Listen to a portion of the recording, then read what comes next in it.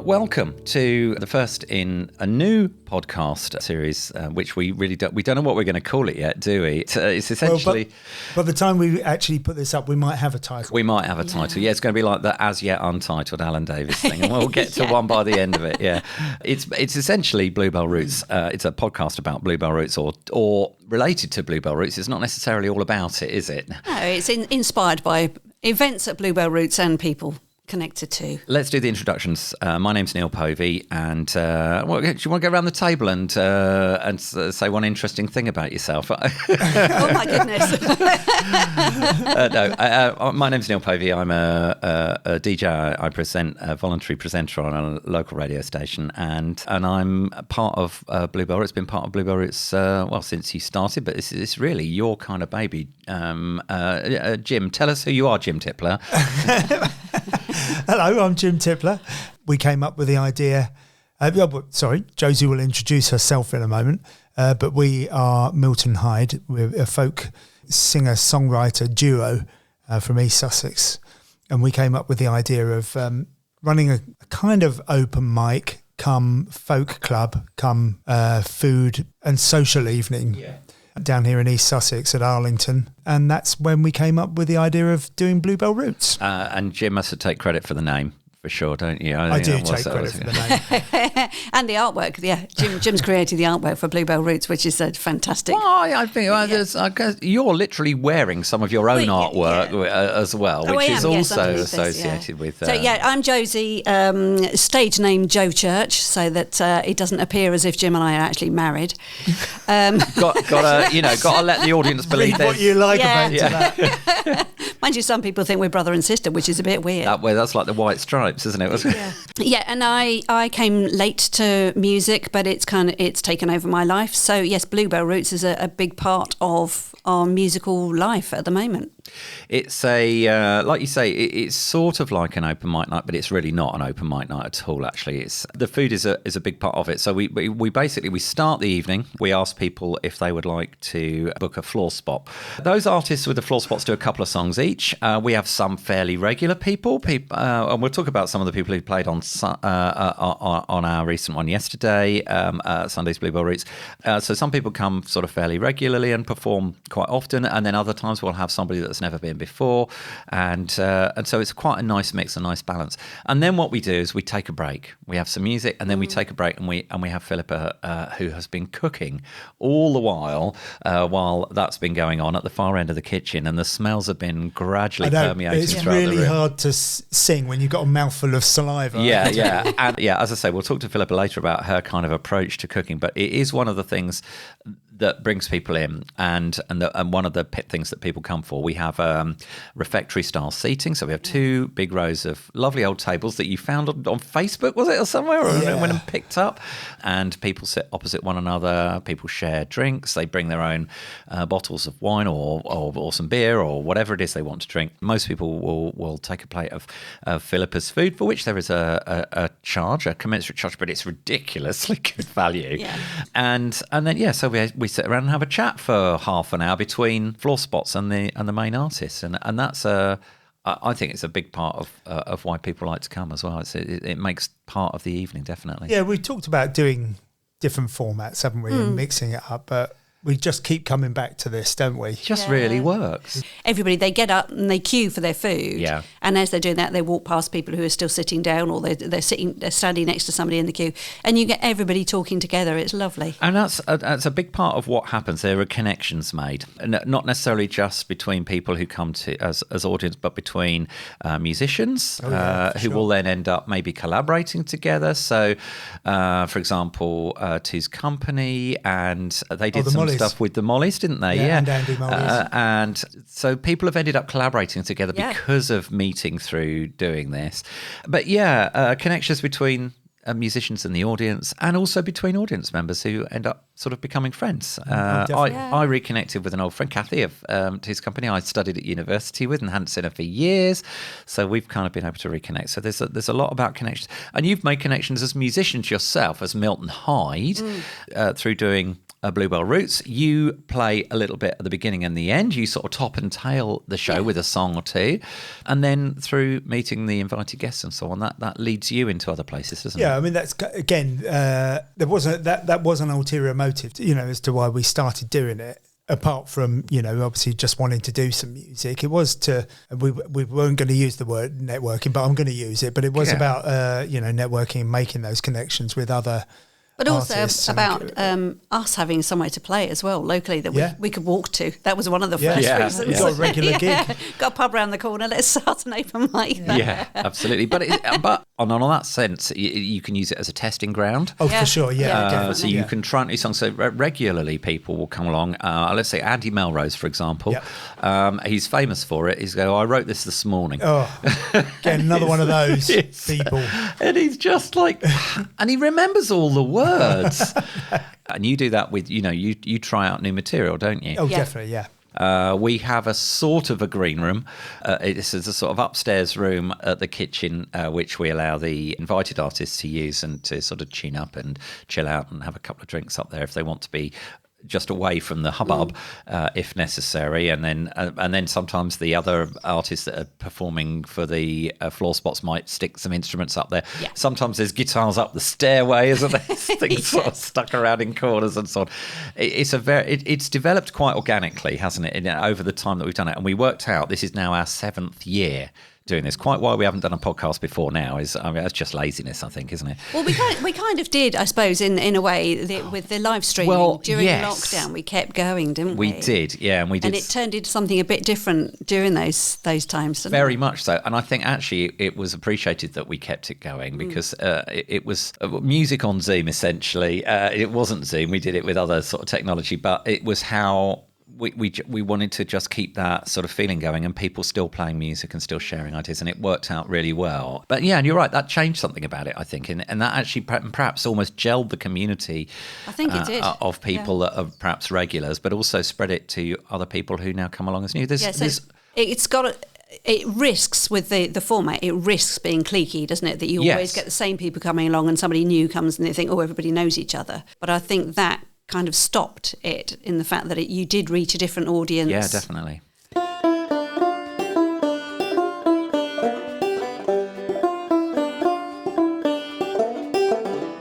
Oh, actually, no, I know what we were going to talk about. We were going to talk about who played on Sunday. We did. On Sunday afternoons, Two's Company came along, Kathy and Mick. Yeah, they're Bluebell Roots regulars. Yes, they hardly miss one, do they? Well, apart from when they're on holiday. They had to go to Greece, sadly. had to miss one then. But no, they're big supporters, aren't they? Yeah, they always come along. And they've written songs specifically about Philippa's Kitchen. About Philippa's Kitchen, there is a song, Mark, who likes to play slide blues Mark on his resonator. Mark's great. He writes his own stuff, but he's a massive blues fan, isn't he? And he often brings his resonator guitar along. And gives he doesn't need a microphone. He doesn't. I was going to say that. He could play without. I mean, he always uses the mic, but he could do it without because it's a small enough room that it would permeate. He's got a powerful voice, hasn't he? Has. It's great. Who else? We have John and Di Cullen as well. We've got. I've known John and Di for many, many years through a previous life when I used to work in Tunbridge Wells, where John and Di ran a bar. Right, okay. But what I didn't realise back then was that they were a musical duo, and John is just a beautiful guitarist. It's lovely. And Di's got the voice of an angel. And they're just a total inspiration, aren't they? They are. When you see that they're come to an open mic, or if they've come to Bluebell Roots, there's just that little sense of joy, isn't there? Yeah. Oh, good, they're here. They're even older than me and Josie. So, and that's not the reason. No, because they often. Well, that's one of the inspirations. They're going out and playing all over the place. They will do songs that are sometimes heartbreaking, but also there's a lot of humour in what they do. It's lovely. Yeah, so it's great to see them. And Dave Mantle came along, and we're going to hear a little bit of one of Dave's songs. Actually, let's have a pause and have a listen to that now, and we'll talk about it afterwards.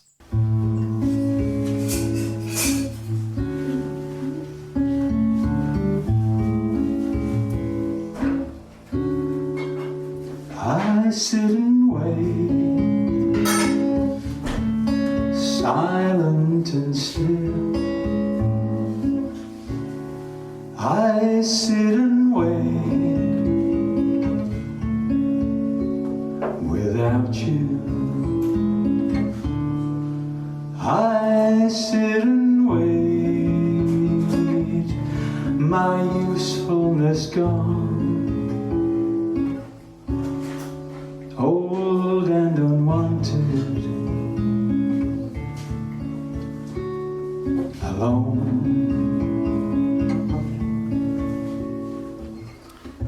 Now, we think that was called I Sit and Wait. Actually, didn't say what it was called, but we think that might be what it's called.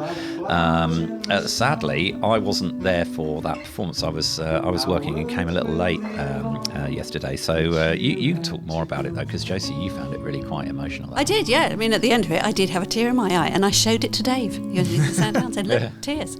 No, his voice was absolutely beautiful. Yeah. I think we heard the first song that he'd ever written, didn't we? At an open mic. Was it the Silver Bells one? Silver Frames. Silver Frames, yes, yeah. He's been to a couple of songwriting sessions with us. And yeah, he's got a lovely way of creating the lyrics. He's not very literal, is he? He will take a subject and look at it from a completely different angle. So sort of using things as a metaphor almost. Yes. And it's very poetic, his way of writing as well. Yeah, it is, yeah. And that was lovely, gentle guitar playing. Yeah. He knows his way around a song. Yes. He knows his way around a guitar as well, that man. Does. I mean, he, and quite literally, physically. Yes. Dave's a lovely guy, but he's also involved in raising a lot of money for charity by restoring old instruments and selling them on. Yeah. And they've raised thousands, haven't they? I mean, this is all linked in with our dearly departed friend Gary Penalver, and it sort of started before Gary passed away. Gary was involved in doing it as well, and also Rob Cast. Yeah. And I have to say, I've got to say a big thank you to Dave, actually, because when I turned up, on the table was an instrument that I had donated to Dave. I'd had a clear out at home. I got far too many guitars for somebody who doesn't perform music live. So I had a clear out and I gave a couple of those to Dave. And this very old instrument is like a mandolin banjo. It was literally falling apart. Screws were loose, the back was hanging off it and so on. And I said, look, if you can do anything with it and sell it on, then brilliant. You're very welcome to it. And there it was, sat on the table when I arrived, looking almost like a new instrument. It had new frets put in where there were frets missing. The finish on the bowl of the back of it was all looking beautifully. It literally reconditioned the drum on the head of the instrument because it was all bent and out of shape. It looked clean. It was just marvellous. And I said to Dave, oh my goodness, I might want to buy this back from you. And he went, it's yours. And he had done it just to give it back to me because it had belonged to my uncle. My uncle had given it to me some years ago, and he wanted me to have it back. And I was so what a lovely, lovely man. Yeah. And it sounds astonishing. It, as he said, it's more for decorative purposes. It sounds horrible. More for decorative purposes than playing. But you can now play it. I've never been able to play it before, and I did. I sat and played it on Sunday evening when I got home. Oh, that's nice. And it's lovely to be able to do. So thank you, Dave, for that as well as for the music. That is a lovely thing about instruments, isn't it? That they are more than just something for making music. They have so many different connections. And he also sorted out the tuning pegs and the strings on the Courting Dulcimer that we got from the Ronnie Moore collection. And I think that's something we should do a show about specifically. Yeah, actually, that's a good idea. Talk about on a show specifically about the... Sorry, that was my computer game. That's all right. I thought I'd switched it off. Yeah, we're not fully analogue here. We talk specifically about the Ronnie Moore projects or the instruments in a separate thing. Yeah, I think we should actually. That would be a good topic for talking about because there's a good local link there. Yeah. And it's a lovely story. So, Now, then we had, after we'd all eaten, our wonderful, freshly cooked and locally produced food from Philippa and Michael and Marilyn. Thank you all for preparing that for us. We had the Browns. How did you meet the Browns? We met them at Cromer, didn't we? Yeah, the festival, it was called Folk Off the Pier when we did it. The first time, and then last time we played, when we met the Browns, it was called 1.3 East. Yeah. and it's a great festival. There's a folk festival called Folk on the Pier in Cromer, and this is kind of a fringe to that. Okay, so folk off the pier, brilliant. That's what they called it originally. Absolutely. And then as Vernon from the Browns said, they got the T-shirts done and realised they couldn't have folk off written on the front and get away with it because they couldn't get it all on the front. They had the pier on the back. The pier on the background, yeah, absolutely. I'm not sure about that story, but yeah, it's a good story. No, never let the truth get in the way of a good story. Absolutely. So we met them when we played up there last year, 2023. Yeah, this is a great story though, because they were. They're a couple, and they are only more recently a couple. It's fair to say they had met when they were younger, and it was a sort of story of unrequited love, wasn't it? Because and I think they tell us all about that in there. Yeah, we're going to have a chat with them as well as part of this podcast. So yeah, you're absolutely right. So why don't we do that now? All right, okay. Let's rewind because there's no pretense in this. We recorded this last night, and I started by asking them how they first started performing together. I used to do some singing, like karaoke stuff and all that. I actually got some hearing aids back in 2014. Didn't really hear my voice very well. It's only certain frequencies I can't hear. So the hearing aids just changed things for me. I could hear the birds singing and everything else. And then I suddenly realised, and people were saying, oh, you can sing. So I suddenly realised that. So I was doing going to the pub and singing karaoke. And then in 2016, just after I'd moved up to Norfolk to move with Annie, we went to a folk evening. And Annie said, please go and get your guitar out of the car and do some singing. And so I started singing that way. And then in 2018, Annie was fed up with me disappearing all the time. So she came with me and she started singing. So we just got together. And of course, we got married in 2017, so it makes it a lot easier to collaborate on things as well. So we have another married couple sitting next to me here. We're actually sitting next to each other for a change. That's a much longer term partnership, but again, sort of more recent in terms of the music, isn't it? In the last 10 years? Yeah, we were 2016 when we first started. Yeah, okay. But it's much easier. I'm not saying it's easy to get gigs, but it's easy to arrange gigs, isn't it? Because you share a diary. Yes, it is. Good point. Yeah. Having been in a four-piece band, it's like, herding cats. That's right. And much easier to arrange rehearsal times, isn't it? Much more spontaneous. You can just say, let's have a go. And it's much better. But prior to this, you had a history. Well, sort of a history. You've told us about it performing tonight. Obviously, for those who weren't here, you were not quite childhood sweethearts. It was almost unrequited love. Well, yes, I suppose so. Although my intention was to meet up with him. We met at a school dancey thing and arranged to meet the following week. But my mum said I couldn't meet him because I had to go and see my grandma. But she said I could go and meet him to tell him I couldn't meet him. Well, how did she think that was going to work? Strange logic. And when I got there to meet him, he wasn't there, so I couldn't meet him. And then we drove past on the way to my grandmother's, and there he was, looking very sad. Anyway, we thought we'd bump into each other, didn't we? But we never did. And this was all in Bedford, and so that's where we were both brought up and raised. But you then went off to America, didn't you? For the summer? And so I suppose it was a bit. We were never really going to meet up, were we? But then, from the magic of Facebook, we eventually did. Brilliant. It's phenomenal. It's a lovely story, actually. Kind of finding one another after. I won't ask. And then sharing the music thing as well. That's And I sort of seeing the performance tonight. Harmony is obviously a very big part of what you do. Is that something that came about naturally, or was it something that you sort of planned? That's what we want to do, or. I think I didn't have much of a chance of being the main singer with Vernon around. So I had to join in somehow. But I used to sing harmony a lot growing up because I used to love singing as a child, but the records my parents and brothers played, Emmylou Harris, Linda Ronstadt, who sang far too high for me to join in. Right. So if I wanted to sing along, I had to develop a bit of a harmony. Yeah. And the same with the men's singers, James Taylor, Crosby, Stills, Nash and Young, Glenn Campbell that my mum listened to join in with that, I had to do a harmony. Yeah. So I suppose, and then I was alto in the choir or second alto. So you're always doing a harmony, aren't you, if you're the alto in a choir. And so I suppose it just grew from that. I found it quite natural. And so that's when I started singing along to Vern and stuff. Yeah, I've never heard anybody take that note and just sing along with it. And thinking, how do you do that? Annie's trying to teach me to do it now, and there's a couple of songs we did tonight where I come in on the harmony. Oh, God, it's difficult. You just want to sing the melody all the time. Yeah. What Annie does is she picks the melody in a key that I can't do. You've got to have some control over things. But she started writing songs. We were singing covers and things like that, but you started writing songs not that long ago, was it? No, I just felt we both had a lot of experiences in our lives that other people share.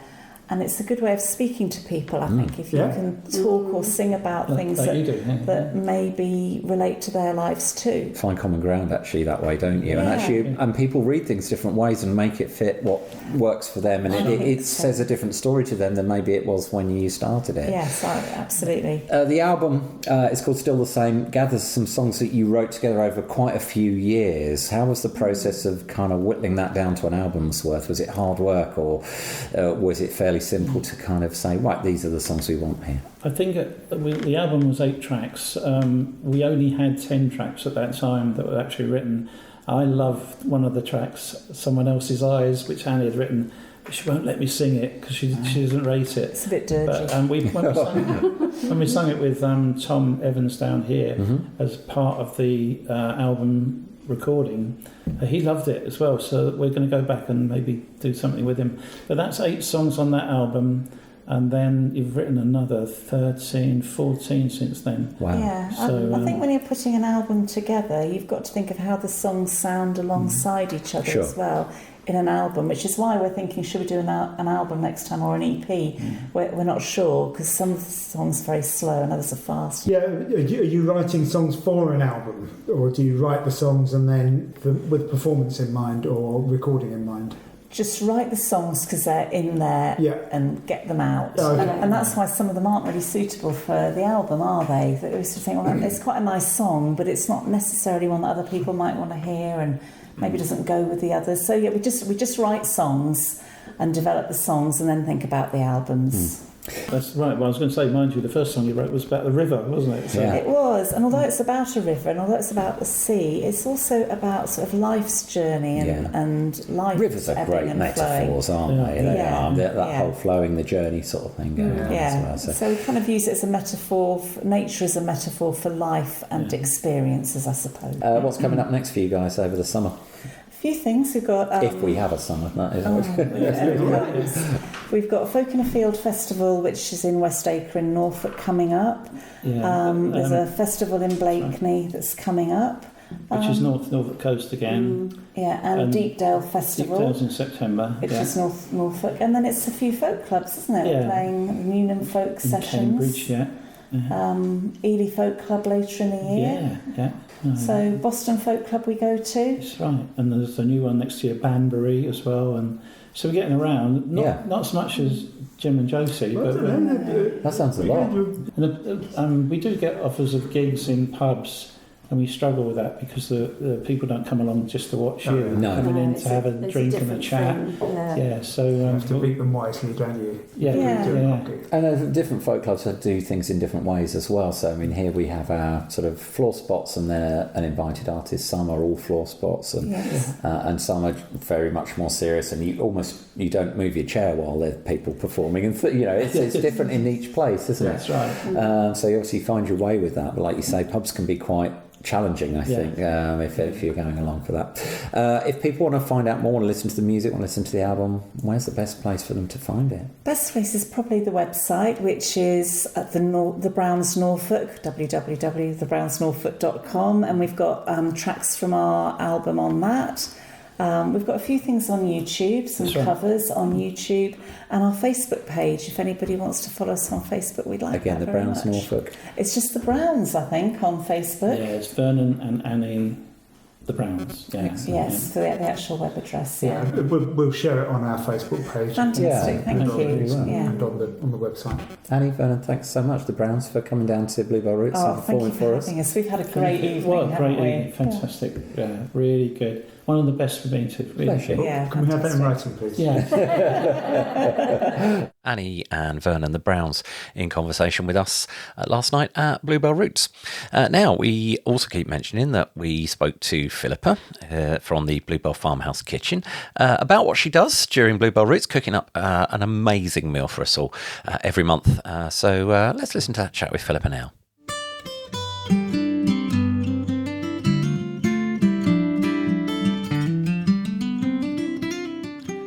Now, a big part of what happens at Bluebell Roots involves Philippa and the Bluebell Farmhouse Kitchen. Philippa Vine, welcome to the podcast studio. Thank you. It's lovely to have you here. We're actually at Jim and Joe's home here in Arlington/Wilmington-ish sort of area.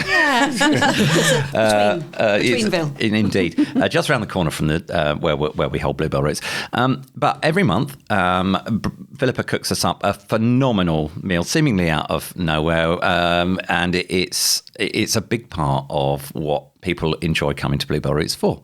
It's very convivial. We all sit on refectory-style tables, don't we? Yeah, Everybody it's chats wonderful. together. And your approach to this is very organic not necessarily in the sense of organic farming, although that is part of it, but it's you kind of go with what's available. Tell us a little bit more about your approach to how you prepare a meal, Philippa. Well, first of all, I'm really, really lucky and privileged that Jim and Josie and Neil really, really want me to cook for them and the audience, because it's such a privilege. They get my cooking. I sort of go to the lands that Michael, my husband, works really, really hard, and he grows this most amazing fresh seasonal produce and on the farm. And I go to the kitchen, go to the garden, and just look at the blank canvas in the garden, and then just take whatever's growing and in season, and then I just get all these flavours and colours, and then cook up a feast for the Bluebell Roots. I can vouch for that, because while we were setting up on Sunday, I was just getting the stuff up, and Philippa disappeared with Marilyn for a while, and they came back with armfuls of green stuff, literally.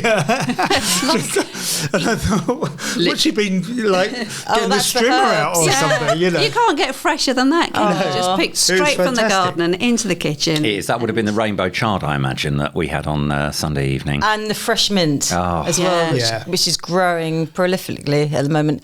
But I couldn't do it without our helpers, Marilyn, and obviously Michael as well. And it's just a great community. I just love cooking, just getting all the flavours together, and it just goes so well with the music and the community that we give, and it's just sharing fresh food together around the table. And that's what it's sort of become, because it didn't start out necessarily intending to be that, did it? How many years is it we've been doing Bluebell Roots now?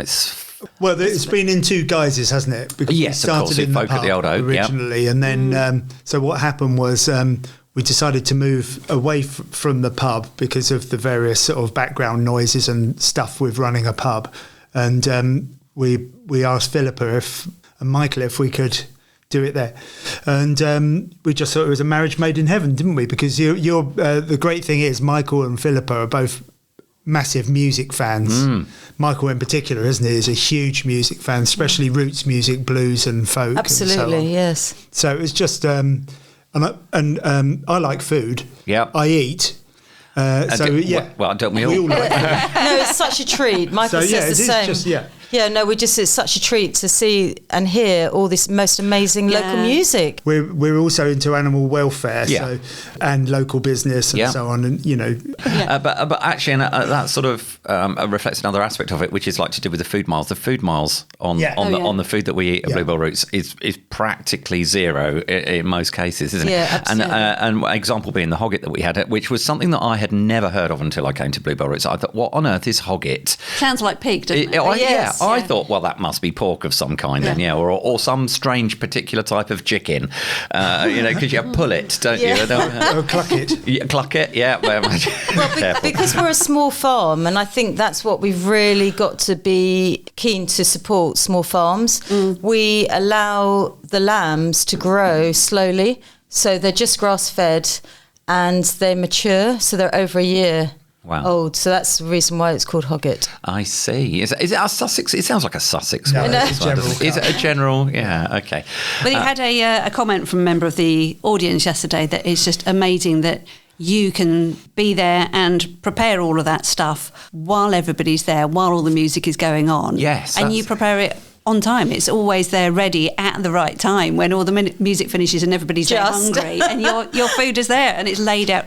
And yesterday it just looked amazing. Oh, thank so you. many different colours. It was a rainbow feast, wasn't it? Thank you. It's important to me. I think it reflects it's sort of the music and the colour, the vitality, the energy, vibrancy as well. And the joyfulness as well. And when we went to New Orleans, we got married in New Orleans over 30 years ago. New Orleans is all about music and food, isn't it?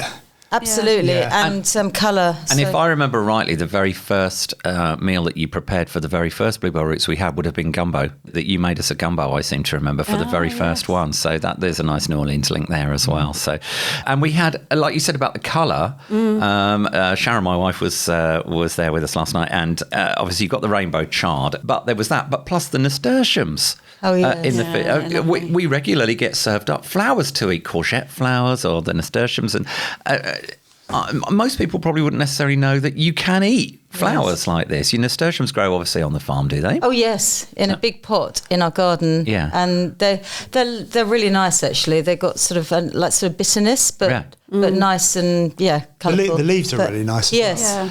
Really and you also have them decorating the tables, don't you? Yes. So the refectory tables have always got beautiful flower displays on. It's lovely. But we're so lucky to be working with you guys because reflects on Josie's music and also her art. Mm-hmm. So it's really good. It's all linked, isn't it? Yeah. Oh, it all comes the right together. Word, symbiosis? Yeah, I think so. Symbiosis is where things work together and for both benefits. Rather than parasitical. Yeah, absolutely. Yeah, no, I'm the parasite in this relationship.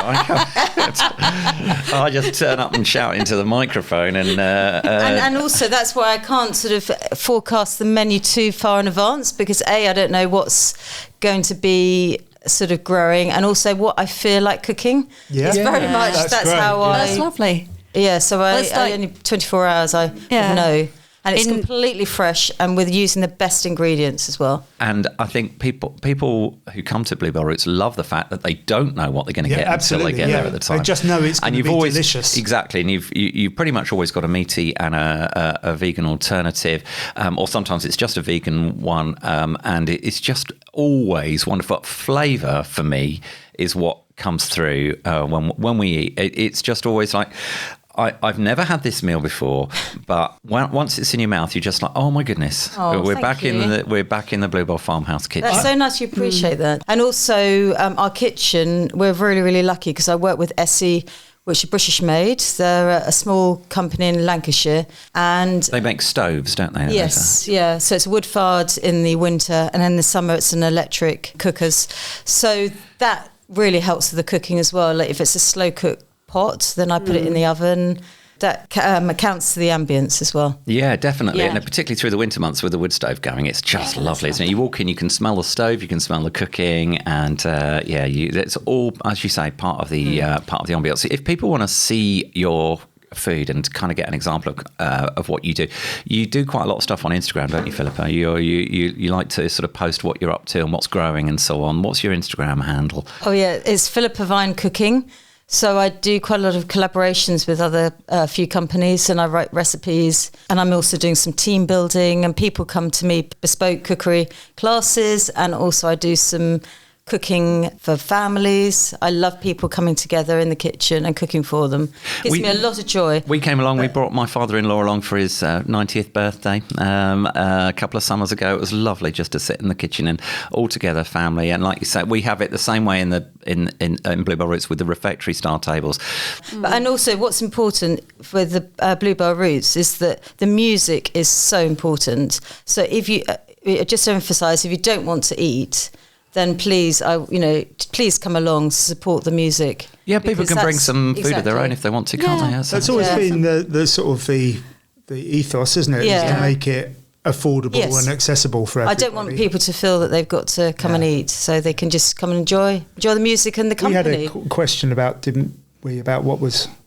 About, seasonal food. Yes. What's going to be seasonal next month? Next we're month, looking at for sort of July, late July, summer. August, yeah. Oh well, gosh, we have got so much choice of vegetables. I mean, you've got beans, you've got beetroots, everything. July, August is incredible. Yeah. Well, you had a massive bean harvest last year. I came to your place and they were yes. You had to move beans off of the chair to sit down and wade through piles of beans through the kitchen. What were those ones? They were amazing. In the long pods, you had millions of them. They're balottis. Oh, right, and then we got the runners.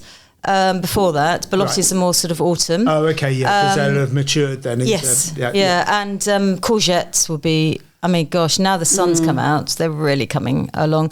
But I mean, I use a lot of herbs. And there'll be marrows, won't they? Yeah, and herbs are really important. So summer is I just punch everything with full of herbs. So obviously the winter's all spices. I open my spice jar and get all the spices.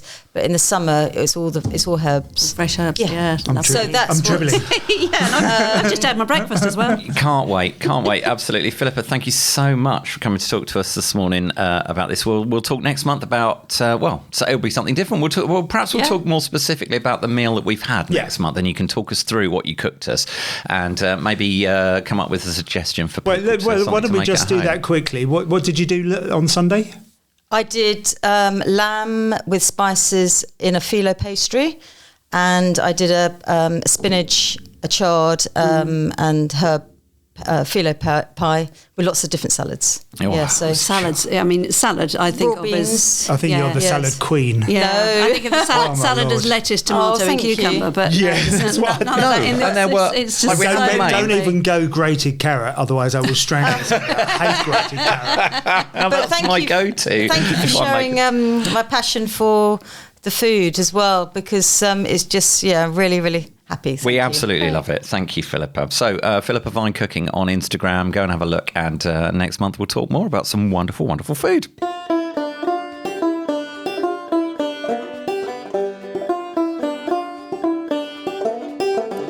Okay, let's have a listen to one of the Browns songs that they performed on the night.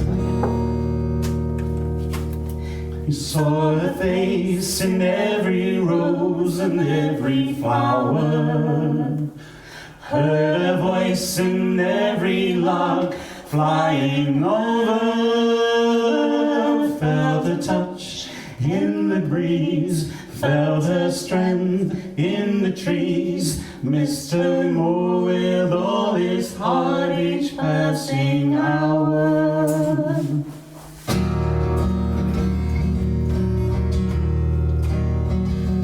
Down the lane, past the field by the home, behind the church where the linden tree stands tall, lives a young man alone with his heart turned to stone and blue eyes that see nothing at all.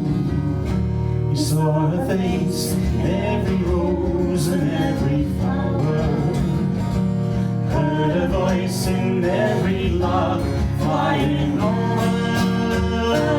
felt a touch in the breeze, felt a strength in the trees, missed her more with all his heart each passing hour.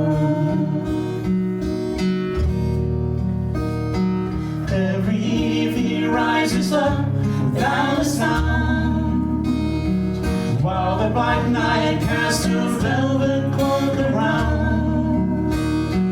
Though his feet filled with lead, he finds his way to her bed, to the place where she lies sleeping underground. He saw her face in every rose and every flower, heard a voice in every log flying over, felt a touch in the breeze, felt a strength in the trees, missed her more with all his heart each passing hour. Many years have passed since his love fell asleep, many years since his eyes had the tears to weep. Yet each night he with her lays, till the sun casts forth his rays, till he joins her in her silent bed so deep. He saw her face in every rose and every flower, heard a voice in every log flying over, felt a touch in the breeze, felt a strength in the trees, missed her more with all his heart each passing hour. She saw her face in every rose and every flower, heard a voice in every log flying over, felt a touch in the breeze, felt her strength in the trees, missed her more with all his heart each passing hour.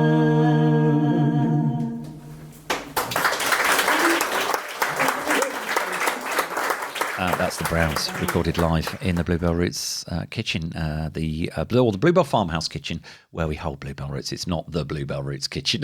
That's just a little Our own kitchen. No, it's not. As we We've sort renamed of, it. We do take it over once. we But that was do. lovely, wasn't it? Just gorgeous stuff, and I love their story as well. So check out the Browns. I think they're the Browns Norfolk. Was it the Browns Cromer? Can't No, remember. the Browns What did Norfolk. they say? In the, Browns Norfolk. Norfolk. That's it. Check them out on Facebook and their website as well. Right, what's coming up next month? So next month, we're being visited by the Long Shorts, who are a duo who write their own songs, write and perform their own songs from. One's from Chris is from South London, from Penge, and Dan, I think, lives down in Hampshire, down in Winchester, I think, does which is he? where Chris came from originally. Yeah. This is Chris that we were talking about with Live at Thornton Road, isn't Chris it? Kenniger. So it's going to be nice to meet Chris, actually, because we've have you chatted not online. met? No, I've not met Chris. No, it's going to be nice to meet. So this is happening on the 28th of July. We generally kick off around about 6:30, and Milton Hyde will open with a track or two.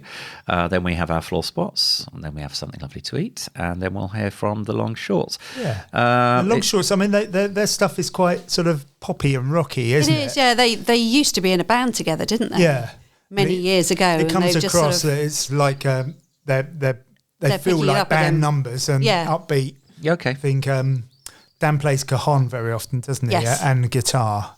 yeah. Not at the same time. That would be That tricky. would be amazing. Well, do you do the clarinet and cajon at the Clarinet same and time cajon occasionally? and singing. Yeah, What? but then you are like the Indian goddess with Yeah. all the arms. And we did it. Who was it that we had that played two guitars at the same time? Oh, yes, that was amazing, wasn't Dan, somebody was Oh my it? lord! Oh, but that was quite an experience anyway. In the kitchen with him, but yeah, he's wearing two guitars and Yeah. and doing. And he had clever one stuff over with his both back, of them. didn't he, as Yeah, well? Oh, it's astonishing stuff. But yeah, so if you want an experience like that, then yeah, absolutely come along. So Sunday the 28th of July, you can book your tickets if you search. We ought to do the sort of commercial bit now, really, Yeah. which is Bluebell Roots Music in the Kitchen on Facebook and Instagram, and there is bluebellroots.co.uk. Yep. The format of the evening works as we explained earlier. So some live music first with floor spots, then food, then our invited guests. We asked for donations. It's a Pass the Hat event. It is, yeah. We decided we didn't want to... we wanted to make it accessible for everybody. So we suggest an amount of £12 per person, but it is pay what you can afford. Yeah. So we don't want people to be put off from coming if they think that's a bit too much. If you stick a couple of pounds in or a fiver or whatever, and that's what you can afford, then that's absolutely fine. And it all goes in the hat, and we send our invited artists off with a little bit of fuel money to cover their costs. And Bluebell Roots it's not a business, as it were. So it's all about the sort of music side of it. Rodney Brannigan. Rodney Brannigan. Oh, yes, he was brilliant. Just came to me with the two guitars. Yeah. So with the Pass the Hat collection, some of that is kept aside for PRS because we're PRS registered. Yep. So that everybody who performs, they get a little bit back if they're PRS registered as well. Yeah, it's done sort of properly good, in that sense. So, and also it provides help buy some drinks for the artists and so on as well, doesn't it? We sort of dips into that, but we don't walk away with any cash at the end of the day. It's not designed to be a money making business. Or the guests get fed. Yep. They get drinks and they get some.